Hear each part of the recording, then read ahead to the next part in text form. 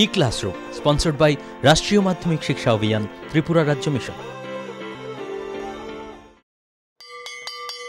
মাধ্যমিক স্তরের শিক্ষার গুণগত মানকে সুনিশ্চিত করার লক্ষ্যে রাষ্ট্রীয় মাধ্যমিক শিক্ষা অভিযান, ত্রিপুরা রাজ্য মিশন কর্মরত মাধ্যমিক স্তরের শিক্ষক ও বিদ্যালয় প্রধানদের প্রশিক্ষণ, বিজ্ঞান শিক্ষণ সামগ্রী প্রদান, ছাত্রীদের আত্মরক্ষামূলক প্রশিক্ষণ, মেধায় পিছিয়ে পড়া ছাত্রছাত্রীদের বিশেষ শিক্ষাদান, প্রতিবন্ধীদের জন্য অনুদান, রাজ্যে কলা উৎসব আয়োজন সহ অন্যান্য কর্মসূচি রূপায়ণ করছে।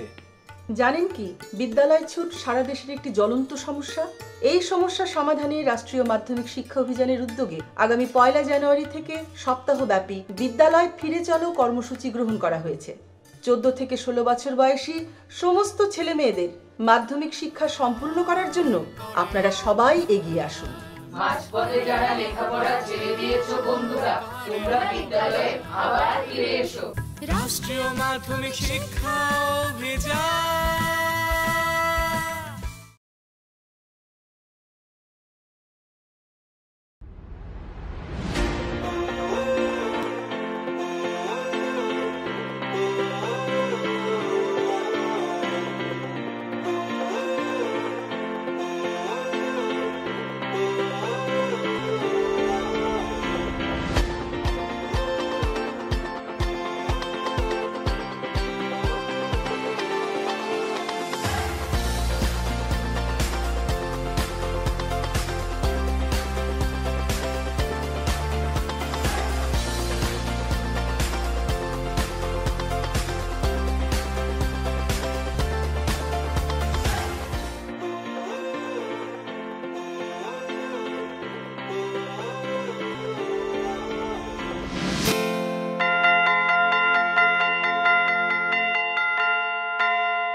হ্যালো স্টুডেন্ট, আজকে আমাদের এই যে বায়োলজি ক্লাসের মধ্যে আমরা ক্লাসিফিকেশন অফ অ্যানিম্যাল কিংডম সম্পর্কে পড়ব এবং ক্লাসিফিকেশনের পরে যে প্রথম পর্বটা পাবো দ্যাট ইজ পর্ব ফাইলাম পরিফেরা, যেটা সেই পরিফেরা জেনারেল ক্যারেক্টারিস্টিক্সগুলো আমরা ডিটেলসে পড়ে নেব।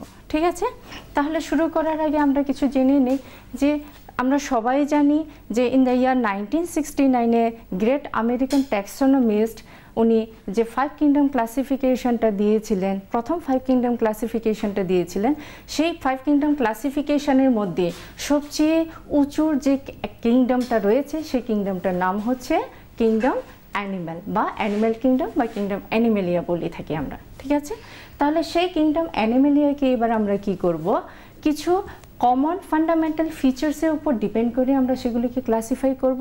তাহলে সেই কমন ফান্ডামেন্টাল ফিচার্সগুলোকে আমরা স্লাইডের মাধ্যমে আমরা দেখে নেব। ঠিক আছে, এবার দেখো স্লাইডটাকে দেখো।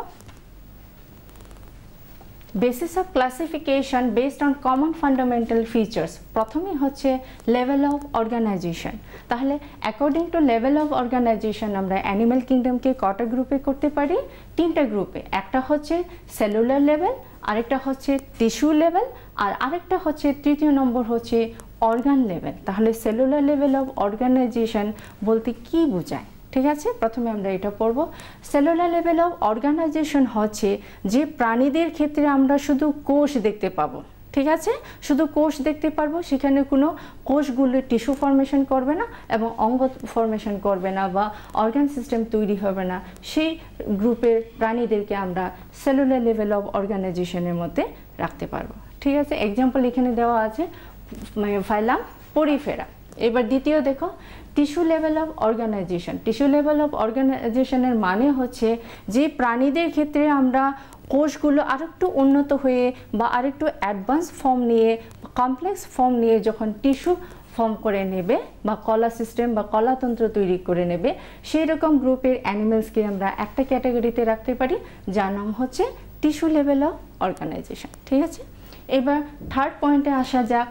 থার্ড পয়েন্ট হচ্ছে অর্গান লেভেল অফ অর্গানাইজেশন। দেখো ক্রমে ক্রমে এগুলোকে স্টেপ ওয়াইজ কিন্তু কমপ্লেক্সিটি বেড়ে যাচ্ছে বা একটু অ্যাডভান্স হয়ে যাচ্ছে। ঠিক আছে, দেখো অর্গান লেভেল অফ অর্গানাইজেশনের মধ্যে আমরা দেখতে পাই যে প্রাণীদের ক্ষেত্রে অর্গান তৈরি হয়ে গেছে বা অঙ্গ তৈরি হয়ে গেছে বা অঙ্গতন্ত্র তৈরি হয়ে গেছে, সেই রকম প্রাণীদেরকে আমরা একটা গ্রুপে ফেলতে পারি যার নাম হচ্ছে কি অর্গান লেভেল অফ অর্গানাইজেশন।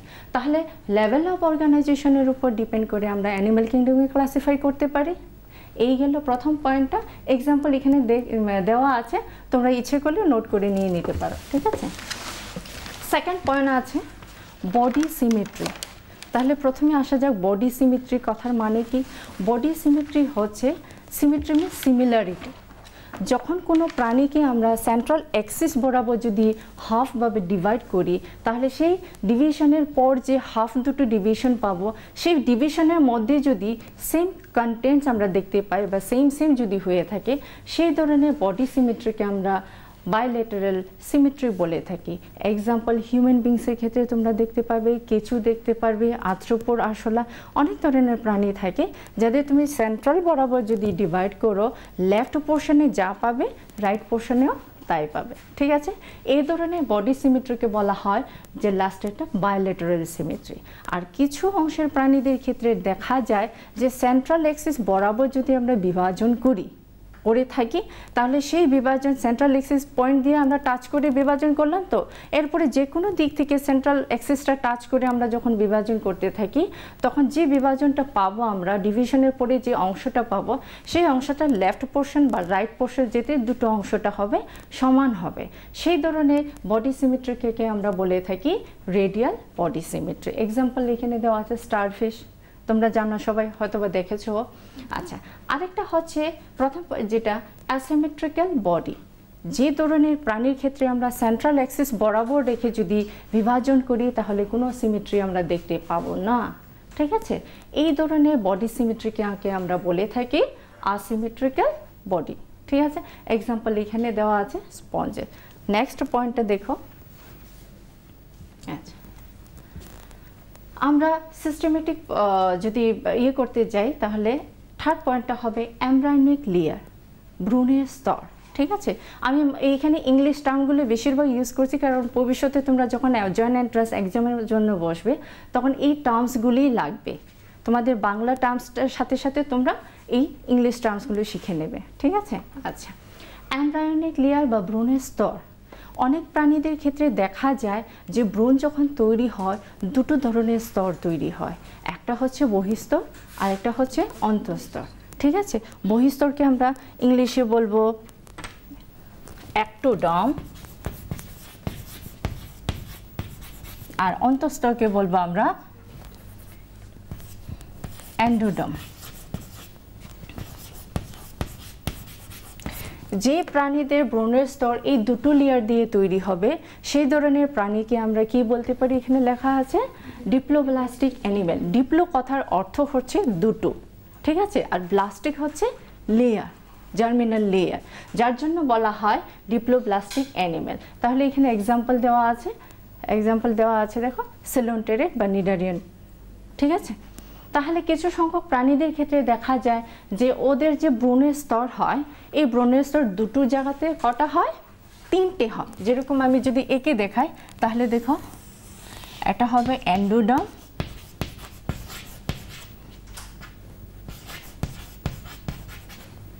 আর বাইরে যে লেয়ারটা থাকবে এটা হবে অ্যাক্টোডার্ম,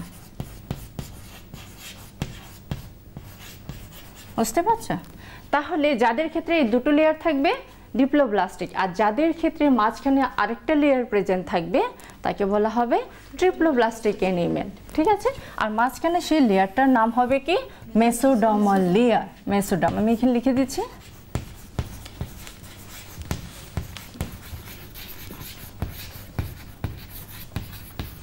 ঠিক আছে, তাহলে ভ্রূণের স্তরের উপর ডিপেন্ড করে আমরা অ্যানিম্যাল কিংডমকে ক্লাসিফাই করতে পারি কটা গ্রুপে, একটা হচ্ছে ডিপ্লোব্লাস্টিক অ্যানিমেল আর একটা হচ্ছে ট্রিপ্লোব্লাস্টিক অ্যানিমেল। এবার নেক্সট পয়েন্ট আরেকটা হচ্ছে বডি ক্যাভিটি বা সিলুম। এবার প্রথমে আসা যায় সিলুম কি। সিলুম হচ্ছে এক ধরনের গহ্বর যা উৎপত্তি হয় কোথা থেকে, এই যে মেসোডার্ম লেয়ার আমি আঁকলাম, সেই মেসোডার্ম লেয়ার থেকে উৎপত্তি হবে ওই দেহ গহ্বরটা। আর উৎপত্তি হওয়ার পর, গহ্বর তৈরি হওয়ার পর, গহ্বরের চারিদিকে বা এই যে বডি ক্যাভিটির চারিদিকে মেসোডার্ম লেয়ার দিয়ে কভার থাকবে বা আবৃত থাকবে, ঠিক আছে। এই ধরনের বডি ক্যাভিটিকে আমরা কি বলবো, সিলুম, ঠিক আছে। তাহলে এই সিলুমেট অ্যানিমেল যাদের ক্ষেত্রে এই ধরনের বডি ক্যাভিটি থাকবে তাদেরকে আমরা সিলুমেট বলবো, যাদের ক্ষেত্রে নেই আসিলুমেট বলবো, ঠিক ঠিক আছে। আর মাছ, হ্যাঁ বলো। যে কোনো ধরনের দেহকোপরকে কি আমরা প্রকৃত দেহকোপর বলতে পারি? না, যে কোনো ধরনের বডি ক্যাভিটিকে আমরা ট্রু সিলুম বলতে পারি না, কারণ একটা শর্ত আছে, ওই বডি ক্যাভিটি যদি মেসোডার্ম দিয়ে আবৃত থাকে তখনই আমরা সেটাকে এই ট্রু সিলুম বলতে পারবো। পুষ্টিকর খাদ্য এবং শিক্ষা আমাদের নিতান্ত প্রয়োজনীয় জিনিস। আপনি কি জানেন বর্তমানে ত্রিপুরায় বিদ্যালয় শিক্ষা দপ্তরের অধীনে মধ্যাহ্ন আহার প্রকল্পের উদ্যোগে সবকটি বিদ্যালয়ে সবজি বাগান গড়ে তোলা হচ্ছে। ছাত্রছাত্রীদের পুষ্টিকর খাদ্য প্রদান করার লক্ষ্যে সেই বাগানে উৎপাদিত সার এবং কীটনাশকবিহীন সবজি প্রথম থেকে অষ্টম শ্রেণীর শিক্ষার্থীদের মিড ডে মিলে ব্যবহার করা হয়। চলুন শিক্ষার্থীদের স্বাস্থ্যকর এবং নির্ভেজাল খাদ্য প্রদান ও সুস্থ সমাজ গড়ার লক্ষ্যে আমরা সবাই এগিয়ে আসি এবং প্রত্যেকটি বিদ্যালয়ে সবজি বাগান গড়ে তুলতে বিদ্যালয় কর্তৃপক্ষকে সাহায্য করি।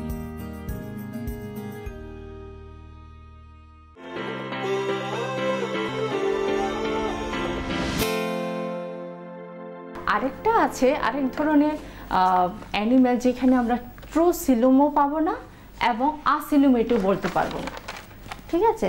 সেই ধরনের ফাইলাম হচ্ছে, আর সেই ধরনের গ্রুপ অ্যানিম্যাল হচ্ছে আসিল বা সিডোসিলুমেট বা ফলস সিলুমেট যাকে আমরা বলে থাকি। তাহলে ফলস সিলুমেট জিনিসটা কি? গব্বর, দেহের মধ্যে গব্বর থাকবে নো ডাউট, ঠিক আছে, বডি ক্যাভিটি থাকবে, বাট সেই বডি ক্যাভিটিটা ছোট ছোট পাউচ লাইক স্ট্রাকচার হয়ে স্কেটার থাকবে।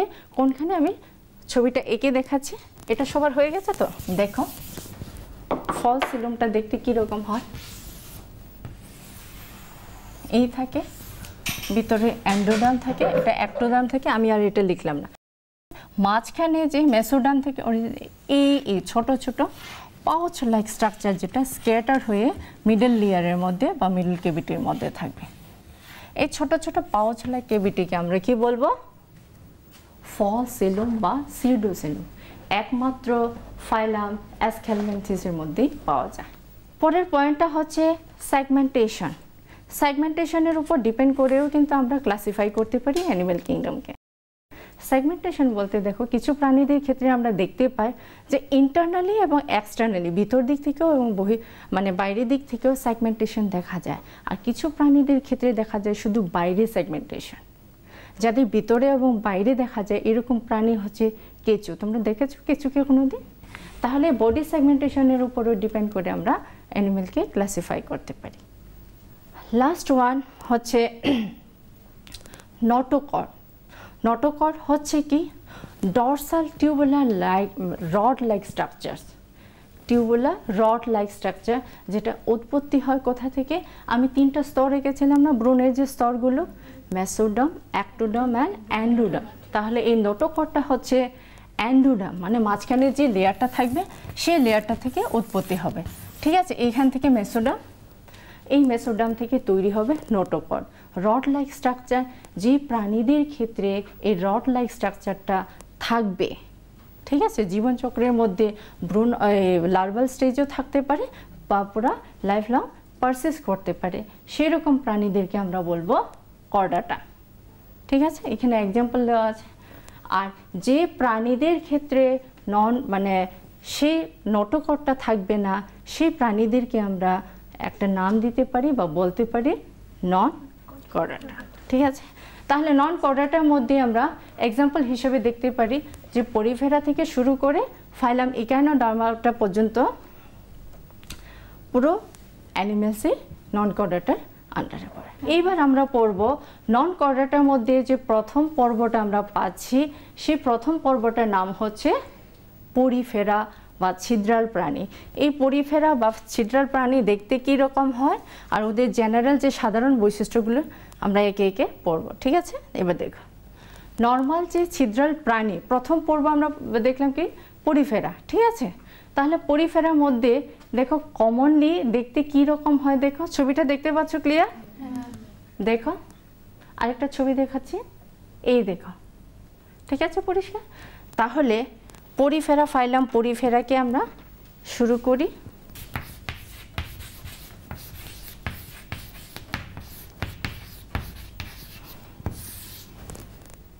ফাইলাম পরিফেরা বা ছিদ্রাল প্রাণী বা পোর্স বিয়ারিং অ্যানিমালস। তাহলে এই ফাইলামের মধ্যে যে প্রাণীদেরকে আমরা কেন পোর্স বিয়ারিং বলি, কারণ এই ফাইলাম বা পরিফেরার মধ্যে যত ধরনের প্রাণী আমরা দেখব সবগুলোর গায়ে সারা দেহে কি থাকবে, ছোট ছোট অসংখ্য ছিদ্র থাকবে, যে ছিদ্রের নামটাকে বলবো আমরা কি অস্টিয়া। ঠিক আছে, আমি একে পরে দেখাবো, স্লাইডেও কিছুটা দেখাবো। ঠিক আছে, তাহলে এই যে নর্মালি আমরা দেখালাম, এই যে পরিফেরা দেখতে সাধারণত এরকম হয়, ওদেরকে আমরা আরেকটা নাম দিয়েও বলে থাকি ছিদ্রাল প্রাণী। কেন ছিদ্রাল প্রাণী বলে? কারণ অসংখ্য, ওদের দেহে অসংখ্য ছিদ্র থাকে। ঠিক আছে, তাই আমরা ছিদ্রাল প্রাণী বলি। ঠিক আছে, তাহলে প্রথম জেনারেল ক্যারেক্টার যদি আমরা দেখি, পোর্স বিয়ারিং অ্যানিমেল। দ্বিতীয় ওদের জেনারেল ক্যারেক্টার বা সাধারণ বৈশিষ্ট্যের মধ্যে যদি আমরা দেখি, ওরা মোস্টলি মেরাইন থাকে বা সামুদ্রিক থাকে। ওরা নর্মালি সামুদ্রিক থাকে বা মেরাইন থাকে। 3 নম্বর ক্যারেক্টার আমরা যদি দেখি, তাহলে আমরা দেখব যে ওদের ক্ষেত্রে সেলুলার লেভেল অফ অর্গানাইজেশন দেখা যায়, যেটা আমরা প্রথম দিকে পড়েছিলাম। সেলুলার লেভেল অফ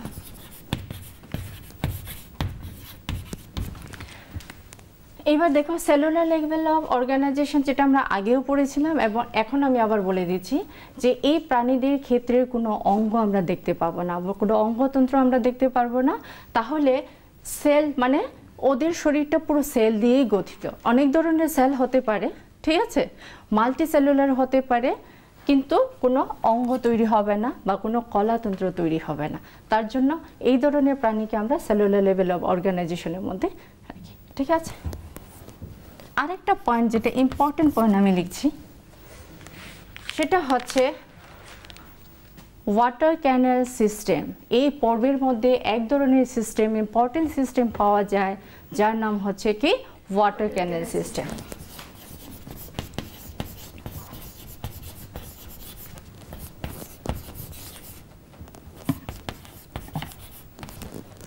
ঠিক আছে, তাহলে এই ওয়াটার ক্যানেল সিস্টেমটা কি সেটা আমরা স্লাইডের মাধ্যমে দেখে নেব এবং কিছু অংশ আমি বোর্ডেও আঁকবো। ঠিক আছে, এবার দেখো, আমি যদি এই পরিফেরা প্রাণীদেরকে কি ক্রস সেকশন করি, তাহলে সে দেখতে কীরকম হয় দেখো। এটা তো আমি ইয়েটা দেখালাম, এই দেখো, আমি আগেই বলেছিলাম ওদের গায়ে অসংখ্য কি থাকে, ছোট ছোট ছিদ্র থাকে। সেই ছিদ্রের নাম হবে কি, এই দেখো এইখানে আমি এই যে এই ছিদ্রের নাম হবে কি অস্টিয়া। ঠিক আছে, তাহলে এই ছিদ্রটা দিয়ে, এই পোর্সটা দিয়ে জল ঢুকবে, জল ঢুকে এই যে খালি অংশটা দেখতে পাচ্ছ, এই যে খালি এই অংশটাকে বলবো আমরা কি স্পঞ্জিওসিস। ঠিক আছে, আর বাইরে বেরোনোর রাস্তায় একটা সেন্ট্রালি প্লেস একটা ইয়ে থাকে, ওপেন থাকে, সেই ওপেনটাকে আমরা বলবো কি অস্কিউলাম। দেখতে কিছুটা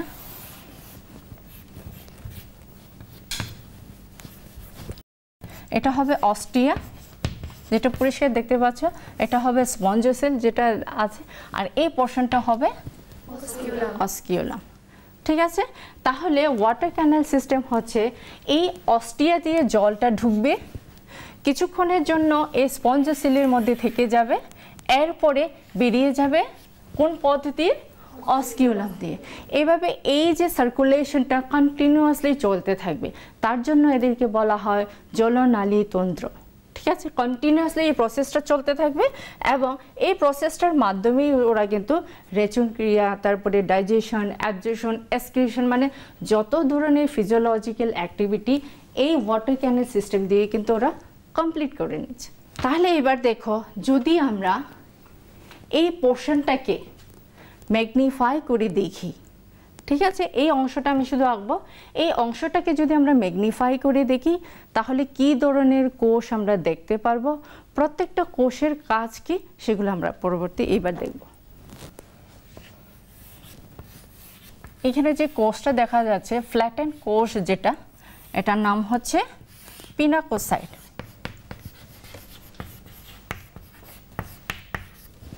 এই ফ্ল্যাটেন কোষের নাম হচ্ছে কি পিনাকোসাইট।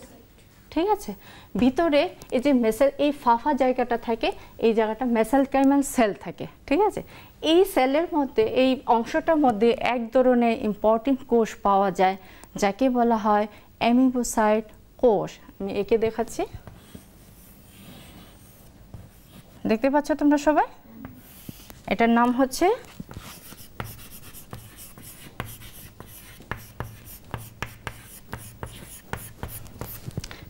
হচ্ছে কি অ্যামিবোসাইট কোষ, ঠিক আছে। আর সরি, আমি এই পোর্শনটা আমি এভাবে একটু রেকটিফাই করে নাও। ডায়াগ্রামটা আমি বড় করে আছে, পিনাকোসাইট থাকবে এই জায়গাটা, এই পোর্শনটা একটু রেকটিফাই করে নাও, বড় করে রেখে দিচ্ছি, ঠিক আছে। এটা হবে পিনাকোসাইট। আর ভিতরে যে স্পঞ্জেসিল, মাঝখানে এই গহ্বরটাকে কি বলবো আমরা আগে বলেছিলাম? স্পঞ্জেসিল, ঠিক আছে। তাহলে এই স্পঞ্জেসিলের ভিতরে বা এই আবরণে থাকবে এক ধরনের কোষ যা দেখতে এরকম হয়, ঠিক আছে। এরকম অসংখ্য কোষ থাকবে, ঠিক আছে। এই কোষের নাম হবে কি কোয়ানোসাইট কোষ। এই কোষের নাম কি হবে? কোয়ানোসাইট। কোয়ানোসাইট কোষ। তাহলে এখানে আমরা 3 ধরনের ইম্পর্টেন্ট কোষ পেলাম। ভিতরের দিকে যে এই দেখো ফ্ল্যাজেলা, সামনের দিক থেকে একটা হিয়ারিল প্রজেকশন আছে, এই কোষটাকে আমরা বলবো পুরোটাকে বলবো কি কোয়ানোসাইট, ঠিক আছে। মাঝখানে এক ধরনের কোষ দেখা যায় ইরেগুলার শেপ, যেটাকে আমরা বলতে পারি অ্যামিবোসাইট কোষ, ঠিক আছে। আর বাইরের দিকে যে এক্সটার্নাল ডার্মাল লেয়ারের মধ্যে যে থাকবে এটার নাম হচ্ছে পিনাকোসাইট। তাহলে প্রত্যেকটা কোষে কিন্তু এখানে নিজস্ব ভাইটাল রোল প্লে করছে। কোয়ানোসাইট কোষের কাজ হচ্ছে যখন জলটা ঢুকবে অস্টিয়া দিয়ে, ঠিক আছে, অস্টিয়া দিয়ে যখন জলটা ঢুকে এসে এই ফ্ল্যাজেলের পাশে যখন আসবে, এই কোয়ানোসাইট কোষ কি করবে? জলের কারেন্টটাকে কন্ট্রোল করবে। আর জলের মধ্যে যে ফুড পার্টিকেলসগুলো থাকবে সেগুলোকে, এই পোর্শনটাকে কলার সেল আমরা বলে থাকি, এই কলার সেল কি করবে? অ্যাবজর্ব করে নেবে। তাহলে অক্সিজেন, জলের মধ্যে ওদের যে অক্সিজেন ওদেরও তো দরকার হয় বেঁচে থাকার জন্য, সেই অক্সিজেনেরগুলোও কিন্তু এই কোয়ানোসাইট কোষ অ্যাবজর্ব করে নিয়েছে এই কলার সেলের মাধ্যমে, ঠিক আছে। এতটা পরিষ্কার? তাহলে দ্বিতীয় যে কোষটা আছে সেই কোষটার নাম হচ্ছে কি অ্যামিবোসাইট সেল। তাহলে এই অ্যামিবোসাইট সেলের কাজ হচ্ছে যে সে রিজার্ভ ফুড স্টোর করে রাখে, ঠিক আছে। আর লাস্টে যে পিনাকোসাইট কোষ দেহের আবরণ হিসাবে কাজ করে নিয়েছে। এই দেখলাম আমরা ওয়াটার ক্যানেল সিস্টেম। এইবার আসো তাহলে ওয়াটার ক্যানেল সিস্টেম আছে, ওরা উভয়লিঙ্গ থাকে, ওদের আরেকটা সাধারণ বৈশিষ্ট্য থাকে উভয়লিঙ্গ বা হার্মাফ্রোডাইট।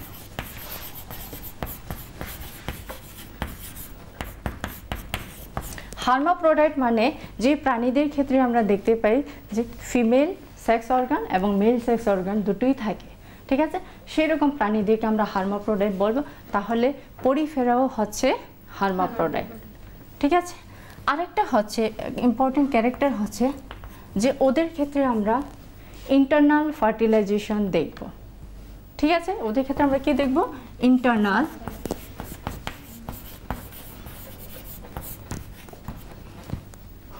আচ্ছা, ওদের রিপ্রোডাকশন 2 ধরনের হতে পারে, ঠিক আছে।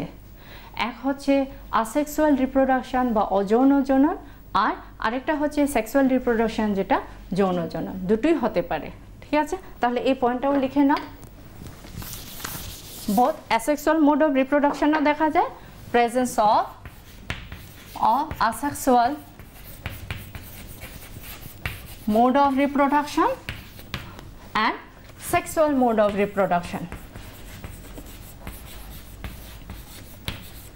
দুটোই দেখা যায়, ঠিক আছে। ওদের ক্ষেত্রে এক ধরনের লার্ভাল দেখা যায়, যে লার্ভালটার নাম হচ্ছে অ্যামফিব্লাস্টোলা। আমি এদিকে লিখি।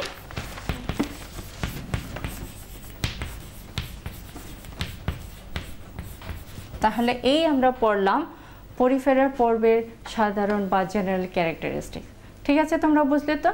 এবার আমাকে একজন উত্তর দাও তো, অস্টিয়া কাকে বলে?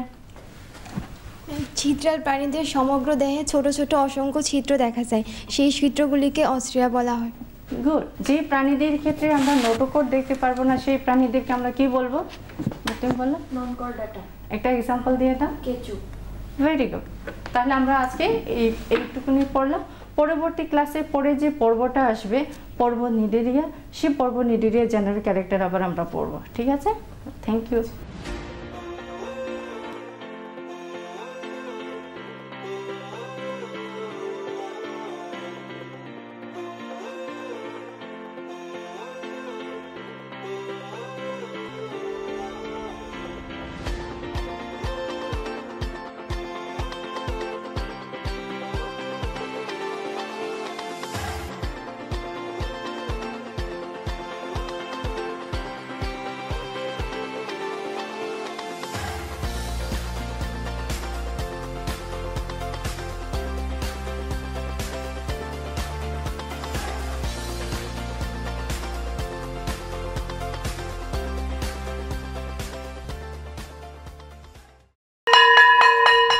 ড্রপ আউটের ঘুচিয়ে ক্ষত, স্কুলে পড়ুয়ার বাড়ছে ভিড়, সর্বশিক্ষা মিড ডে মিলে স্কুল সকলের আশার নীড়।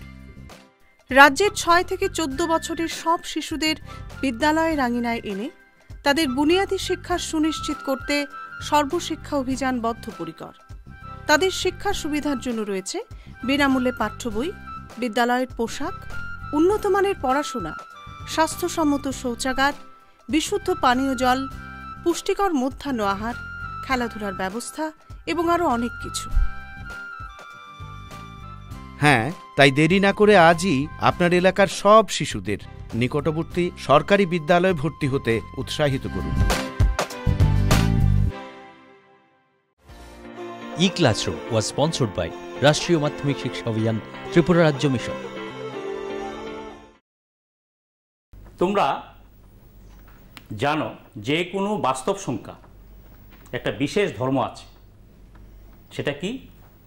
সেটা হলো যে কোনো বাস্তব সংখ্যার বর্গ সর্বদা অঋণাত্মক হয়।